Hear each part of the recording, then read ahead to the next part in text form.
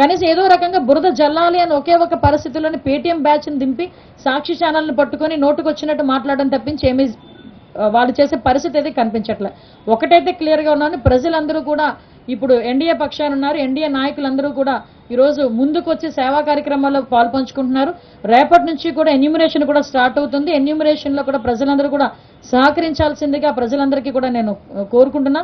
Enumeration start అయిన తర్వాత వాళ్ళకి ఎలాగ రిలీఫ్ ఇవ్వాలనేది కూడా ఆలోచన చేసుకుని రిలీఫ్ కూడా ఇస్తాం.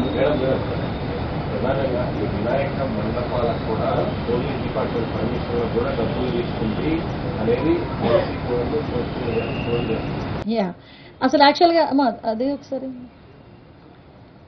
యాక్చువల్గా ఇక్కడ మీకు ఒక విషయం చెప్పాలండి. ఇది జీవో 2022లో అంటే వైఎస్ఆర్సీపీ గవర్నమెంట్ లో ఉండేటప్పుడు ఈ జీవో ఇష్యూ చేశారు. అయితే విషయం ఏమైందంటే కరెక్ట్ గా 15 days బ్యాక్ 20 days బ్యాక్ మాకు అన్ని